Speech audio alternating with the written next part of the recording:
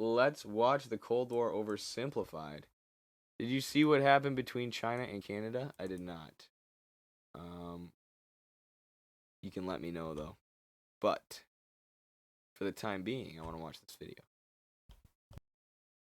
That in order to sell more merch, I should do a face reveal wearing some of it.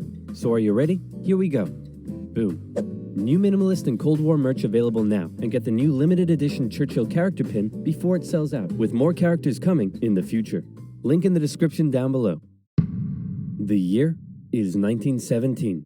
Fighting rages on the Eastern Front of the First World War. Both Germany and Russia are on the brink of collapse. Soldier, I need you to bring me this man. Got it. Found him, sir. What? No, not Lenin. Lenin, the Russian communist. What? Why would I need a beetle? Lenin, the Russian communist. He was exiled to Switzerland. You know what? I'll do it myself.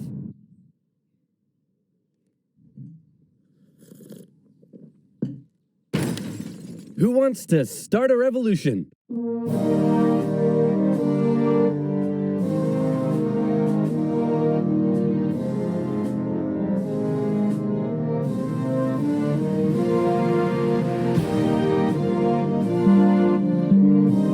I needed to overcome emotional eating and stress eating. I started using Able, and so far I've lost 30 pounds. So far.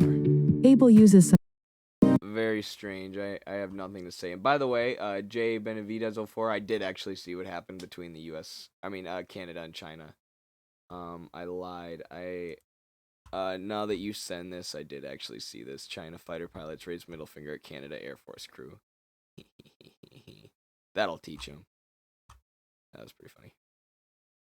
And then, the West is like, oh, how could the Chinese fighter pilots do this? They hate us. How could they hate us? It's like, yeah, the people in the East have no reason to hate you guys.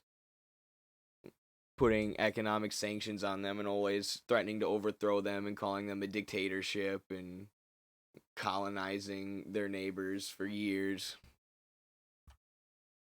The Germans put Lenin on a train and sent him all the way back to Russia, hoping he and his mates would create an internal crisis. And create an internal crisis they did. The government was overthrown, and Lenin was in charge. He immediately pulled out of the First World War, made the country communist, started a 3-year-long civil war, got shot, broke the economy, caused a famine, and then he died. On his deathbed he said, "Hey man." He broke the economy?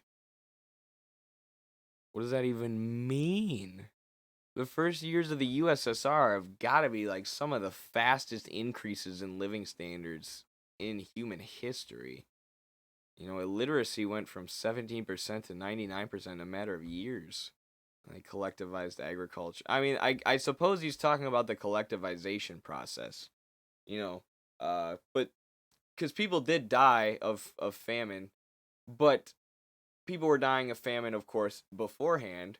But how can you possibly describe the process of the collectivization of agriculture as breaking the economy? Because ultimately, that's what made it so there weren't any famines anymore. They collectivized and industrialized their agriculture, and then they could feed everybody. Versus previously, there were famines because you had capitalist agriculture, or actually peasant agriculture, where peasants were just, working the land of their massive landlords. And if there wasn't enough food produced for everyone, well, too bad. A bunch of people died, and then you just move on with life. But the USSR ended that because of Lenin. But apparently that's breaking the economy. That's economics. Communists and Lenin just don't understand it. Man, tell whoever's in charge of giving people jobs not to let that jerk Stalin become the next leader. By the way, who did I put in charge of giving people jobs? That was... See how incoherent this propaganda point is? Like, when Lenin gave this, supposedly said, don't put Stalin in charge. It was on the testimony of this person who was in there with him. And then Lenin had just had a stroke. He literally just had a stroke. And you can see, even in this video, how ridiculous that propaganda point is, because Lenin's like, who did I put in charge of putting people in charge? And this guy's like, Stalin, sir. It's like, yeah, because Lenin supported Stalin. He thought Stalin was a good leader. He thought Stalin was a good revolutionary. He thought he was a smart guy and of the working class and loyal to the working class.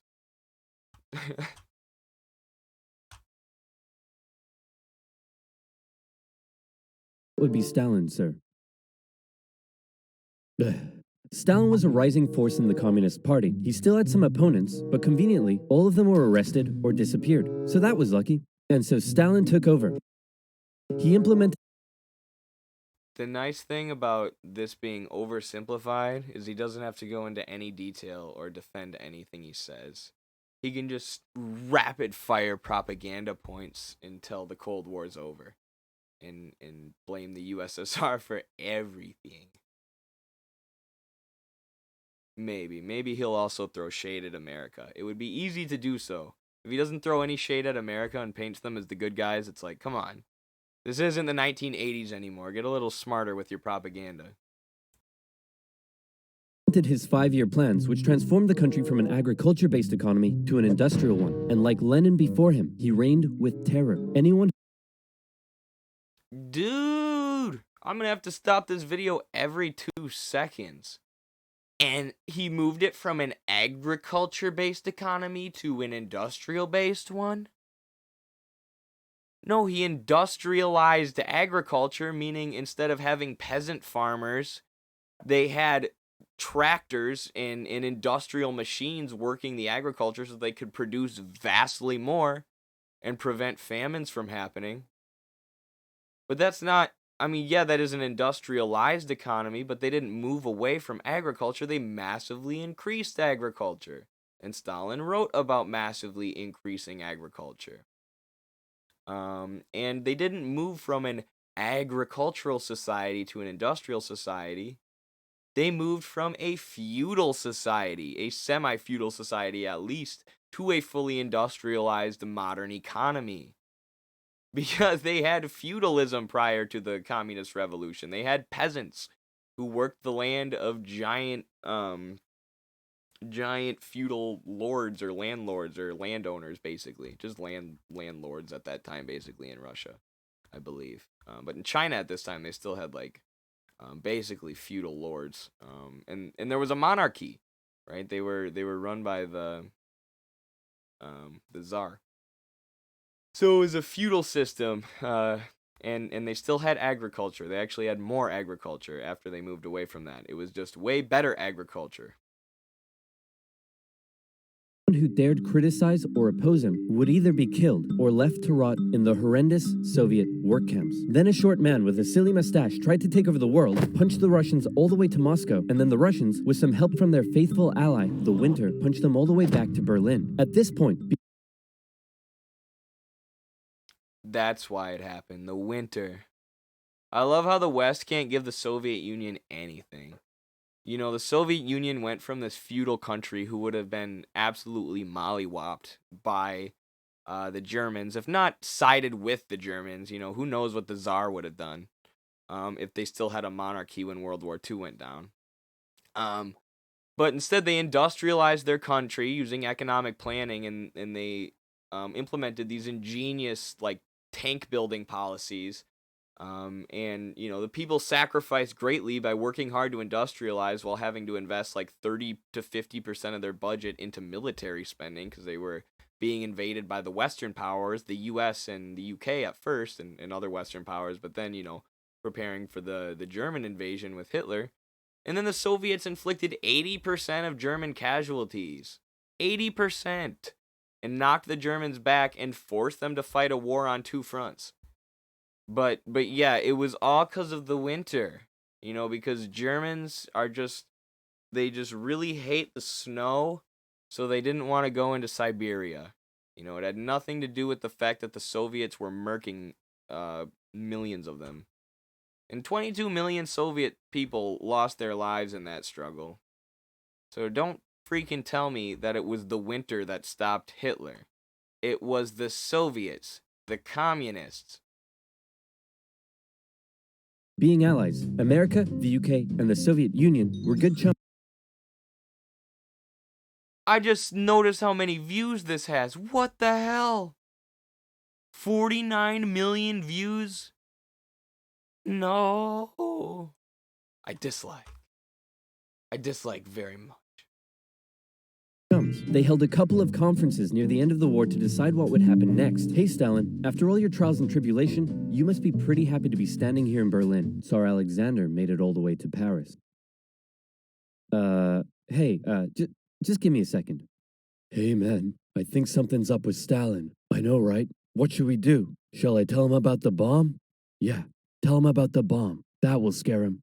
So, we got this crazy new big A-bomb that can destroy an entire city in one go. Yes, my spies told me already. Oh, wait. I love also, like, now that I'm reading Stalin, I just happen to be reading Stalin lately, like, this is super apparent to me. Like, Western historians will never actually quote what he wrote, because what he wrote was really smart, and showed that he was a rational person, and in many, many, many, many cases shows that he was trying to help his people. That he was trying to construct socialism, which we know, after the USSR fell and all their documents were released, their internal documents, the CIA thought they were going to find, Stalin was secretly a madman, and they were going to find out what his actual motivations were. And they said, his motivations were he was a communist, a socialist. He was trying to construct socialism. He was a genuine person, which is what his writings show. But, instead they're like, this is what FDR said to Churchill about Stalin. Stalin said he was going to take over the whole world. Oh, well, if a U.S. president said it, it's got to be true. Like, come on. Read Dialectical and Historical Materialism. Oversimplified. It's not even that long. I meant to act surprised. Wow, that's amazing. He already knew. How? Am I sure I want to send nuclear secrets via unsecure public coffee shop Wi-Fi? Am I ever?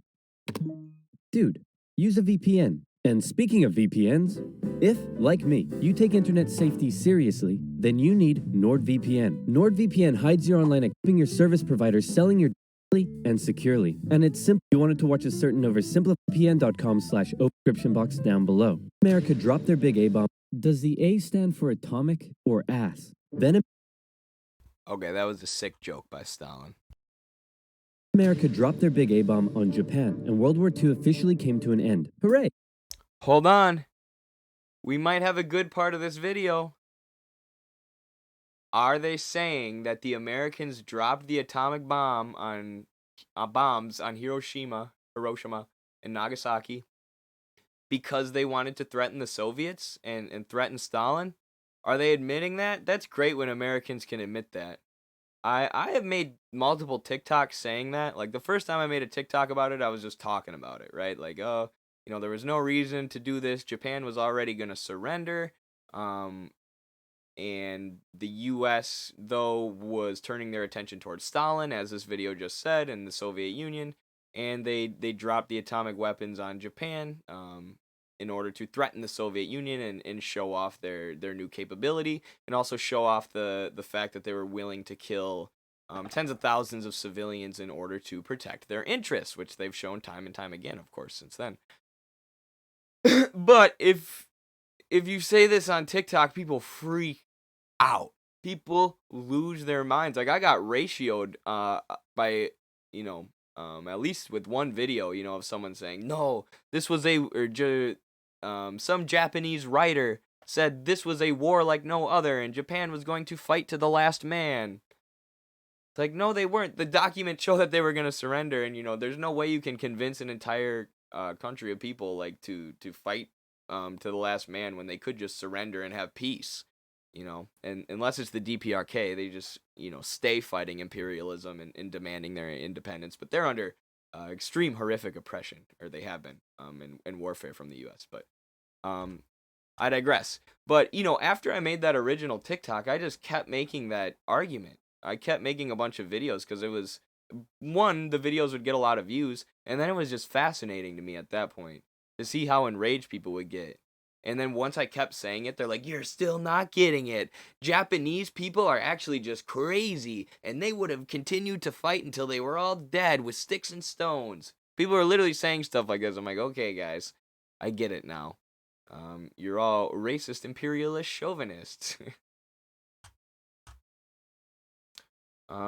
I made a video on TikTok, and a bunch of people call me a tanky and imperial Jap. Yes, I forgot. Thank you for bringing that up, because that's the other thing that happened. Everyone's like, are we supporting Imperial Japan now? I'm like, I just said that a bunch of civilians shouldn't have gotten nuked. Like, that destroys farmland and infrastructure, and, the place is still filled with toxic radiation and waste. Like, it has nothing to do with supporting Imperial Japan. And I'm a communist. Yeah, I support Imperial Japan. Like, get your heads out of your ass. The stuff that people will say if you talk about, if you say that dropping atomic weapons on Japan was unjustified, they will lose their minds. Hey, we won. Okay, so now it's time to establish the New World Order. Stalin, you're in charge of Eastern Europe. Now, we want you to let them all hold elections. Oh yes, of course, elections. And these elections will be free in charge of Eastern Europe. Now, okay, so now it's time for their big A-bomb on Japan, and World War II officially came to an end. Hooray, we won. Okay, so now it's time to establish the New World Order. Nope, I was wrong. I was totally wrong. This is the worst video I've ever seen in my life. I want to burn it. I want to stomp on my computer. They said that World War II came to an end officially with the atomic bombs. Like, that was what ended it. I hate you! I hate this video! Sometimes it's hard not to hate America as a whole. Order. Stalin, you're in charge of Eastern Europe. Now, we want you to let them all hold elections. Oh yes, of course, elections. And these elections will be free and fair, right? Oh yes, certainly, free and fair. Definitely. Oh yes, certainly, free and fair. Just like the US elections, 93% of which are decided by the candidate who raises the most money from billionaire lobbyists. Free and fair. Free and fair. Communist, communist, communist, communist, communist, communist. If that's not free and fair, I don't know what is. Throughout Eastern Europe, Soviet puppet governments were established as a buffer zone between the USSR and the West, with Churchill proclaiming an Iron Curtain had descended across the continent. The relationship between the old allies was deteriorating fast. Over the next few years, the British intervened. It's so funny how capitalist propaganda is always just projection. Imperialist propaganda. Allies was deteriorating fast. Over the next few years, like they're saying, Stalin created a buffer zone here by implementing dictatorships. No, these places did have democratic elections. They were democratically elected, and at this time, socialism was showing to be the most rational and best economic system on the planet. The Soviet Union had turned themselves from a backward feudal, monarchy to a powerful industrial superpower that defeated the Nazis, and they did it within a matter of years. Versus the West, created military alliances like NATO and created the UN, which I'm sure they're going to talk about next, but forged ties with countries in Western Europe to create a buffer zone, to create, a way to attack the Soviet Union. And since the dissolution of the Soviet Union, they've continued to expand NATO towards Russia's borders, as Russia is continually going against U.S. interests. So, it's the capitalist imperialists who created a buffer zone versus these countries were trying to work on construction. They were trying to industrialize. They were trying to build up their productive base. But that's what the U.S. can't have.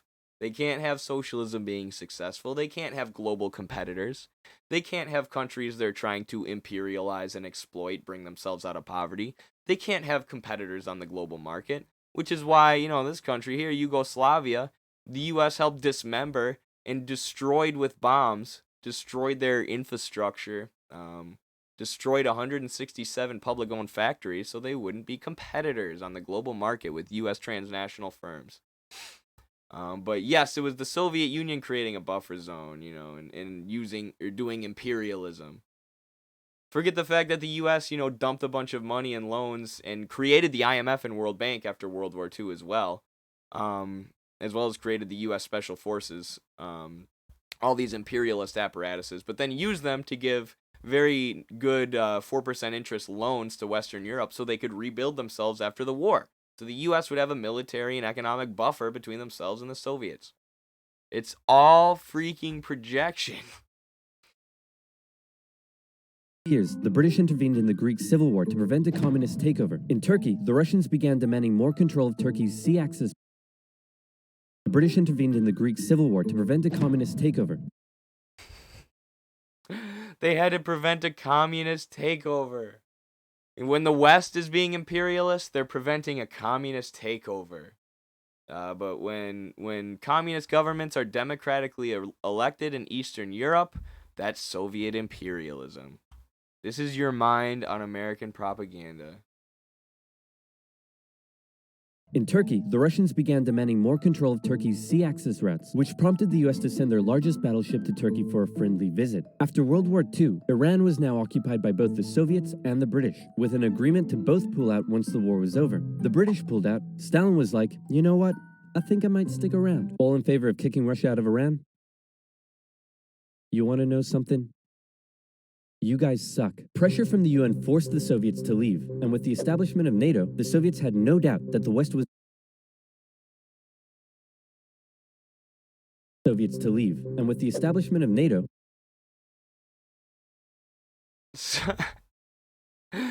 so these communist states who had their own governments and own democratically elected governments and made their own decisions separate from the Soviet Union in Eastern Europe were Soviet buffer states that Stalin took over. But NATO is established. This is just a military alliance. This isn't the US creating buffer states and arming and funding a bunch, every country at the Soviets' borders. Don't call that buffer states. the Soviets had no doubt that the West was out to encircle and destroy them. And America announced the Truman Doctrine, in which they basically said, those guys are not cool, cannot be trusted, and we will do everything we can to prevent the spread of communism around the world. Many view this moment as the official declaration of the Cold War. Join large-scale battles with military vehicles. So who's the aggressors here? The U.S. is literally encircling them with a military alliance and forcing them out of Iran, where the U.S. is about to do a coup and overthrow the democratically elected Mohammad Mossadegh. And then they release the Truman Doctrine, which says we'll do literally anything to stop the Soviets from spreading their political and economic ideology. Because we have to spread capitalism, because we get to do that, I guess. Because if we decide that it's superior as the great Western Empire, then it is superior, and we can kill as many people as we want, overthrow as many governments as we want in order to enforce that. Like, how do people see this and go along with this narrative and think this makes sense? Like, yes, surely the U.S. needed to expand NATO all the way to Russia's borders and, do a coup in Iran and kill all these people and all these anti-communist interventions like the Vietnam War around the world and destroy and bomb infrastructure to stop the spread of communism, where the Soviet Union just industrialized their country and taught everybody to read and gave everyone universal health care. That's authoritarian, totalitarianism. In Europe, everyone was living in a post-apocalyptic void brought on by the Second World War. Cities reduced to rubble, not enough food. It was terrible. This is great. The more they suffered, the more likely it is they'll turn to communism. Dude, you're really messed up. What's wrong with you? My father used to punish me severely. America realized what was going on and quit communism. Food, it was terrible. In Europe, everyone was living in a post-apocalyptic void brought on by the Second World War. Cities reduced to around the world. Many view this moment as the official declaration of the Cold War. Back in Europe, everyone was living in a post-apocalyptic void brought on. I was trying to find whether he said Western or Eastern Europe, but he just says all of Europe was a post-apocalyptic void brought on by the Second World War. I guess a lot of their infrastructure was destroyed in all the areas, including, obviously, the Soviet Union had tons of their infrastructure destroyed, so that's a fair description, actually. Not a post-apocalyptic void. A lot of countries recovered faster than others, and the Western European countries wouldn't have recovered so fast because capitalism isn't as good at recovering as socialism if it wasn't for the U.S. loans. But I'm sure that's what they're about to talk about, I hope. By the Second World War. Cities reduced to rubble, not enough food. It was terrible. This is great. The more they suffered, the more likely it is they'll turn to communism. Dude, you're really messed up. What's wrong with you? My father used to punish me severely. America realized what was going on. I mean, the more that capitalist countries realize that capitalism sucks, the more likely they are to turn to socialism, a system that doesn't suck. and quickly made a move. Under the Marshall Plan, they sent $12 billion to Western Europe for its economic recovery. The countries Called it. of Stalin's Eastern Bloc looked on with envy. Hey, Czechoslovakia, you want to come get some economic aid? Yeah, but I have to check with my mom first. Sorry, America. I can't come. This was a full-on economic Hell yeah, show solidarity, Czechoslovakia. battle raging between capitalism and communism in Europe. If the Western nations developed faster and better than the East, that would be a defeat for Stalin. So he And the East was able to develop at a similar level using economic planning and, in many, many, many ways outperformed the West. And we've looked at videos comparing Eastern and Western Germany and how by many metrics, the East German economy was superior. But with way less resources and under, economic embargoes encircled by NATO, these countries were able to perform that well versus these Western countries who the U.S. was just dumping money into, and the IMF and World Bank were just dumping free money into to rebuild themselves. And the U.S. had no damage done to their infrastructure, obviously, during World War II, which is what allowed them to become the main world superpower. But, this shows that socialism as an economic system was able to outperform capitalism, even when capitalism was starting from a wealthier point, was having money funneled into it. So it was capitalism artificially being propped up. And a lot of these European countries created welfare states, to try and treat their workers better so their workers wouldn't demand communism. Which is why, there's like the NHS in the UK now. But we got none of that in the US. I just want healthcare, please. set up his own rival economic recovery plan, which he called Comecon, and he also set up Common Form, which gave him more political control over the Eastern Bloc. But nowhere did this economic battle rage harder than in the city of Berlin. Caught over 100 miles behind Soviet lines, the city had been divided up between the Allies, and the western segments were still under Western control. East Berliners could travel freely to The Westerners were occupying it and refusing to leave, even though everyone in Germany and everyone in Berlin wanted them to leave. West Berlin, see the economic prosperity and think, maybe this communism thing ain't so great after all. I'm gonna have fun tonight. You're home late. Oh, Stalin, I was just out with my friends. Friends? You stink of capitalism! You're out engaging in imperialist debauchery again! I swear, Ivan, I can't keep doing this. Stalin wanted the West out, so he said, hey, guess what? I'm blockading all of your supplies. Stalin and all of East Germany and Berlin wanted the West out. And I'm not defending the Stasi, and it sucks that, authoritarian things did happen in East Germany for sure. They were definitely spying on people. The Stasi, the secret police. But, the U.S. was occupying part of Berlin, and they were constantly trying to destabilize and overthrow the country. So they didn't, they needed something to combat that. It was just the communist response to the CIA. But, of course, they're not going to talk about that or the imperialistic efforts of the West. They're just going to say, everyone in East Germany hated Stalin because communism. So he spied on them using the Stasi, who actually weren't even connected to Stalin and would not have even reported to him. I don't get why they act like Stalin also dominated the East European communist countries. Because these countries were extremely independent and in many ways would disagree with Stalin on stuff. Supply routes to West Berlin. What are you going to do about it? I suppose. Especially Yugoslavia. They're saying Yugoslavia is a socialist satellite state. They had a totally different style of socialism, and they did things with their economy that Stalin criticized. It's this just rots people's brains, man. I think we should honestly stop this video. But it's hard to watch that stuff. That makes kids dumb. Kids like me who are interested in history and want to learn stuff and are, naturally curious, go on YouTube and they look up, what was the Cold War? And they see that. And not only is it wrong, it's factually wrong, it's materially wrong. in what they're saying happened. There's, blatant lies in there. But also it's just oversimplified. Like, this isn't how history works.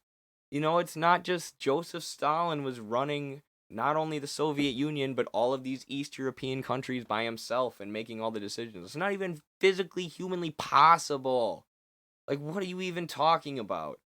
So it gets people to think about things so simplistically, and it's like, you know, it places a moral judgment and a moral assessment on everything. The West is morally superior and good. The liberal democracies are morally superior and good. And the East are bad totalitarian dictatorships, and they're wrong. They're morally bad.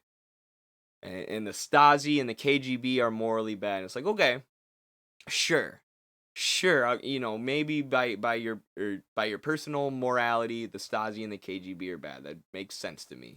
They did some authoritarian bad things that we don't want to see repeated in the future. But can we not at least understand that those were a response to the CIA? Can we not at least acknowledge that the West invaded the Soviet Union right after the revolution and tried to overthrow the revolution? Or that the West was encircling the Soviet Union with NATO and threatening them when they dropped atomic weapons on Japan? Like, can we not acknowledge there was a reason that the Stasi and the KGB were needed? Say they're wrong. Sure. Go for it. It's kind of a pointless statement in my opinion, but sure. I don't want to repeat the Stasi and the KGB in the future. I don't think they should exist. But, acknowledge them within their historical context. Because otherwise you're getting a wrong idea of history where you just think, the world is run like a comic book. You have comic book villains like Stalin, then you have comic book heroes like the United States military and NATO. And it's like, no, that's not how the world works. Things are much more complex than that.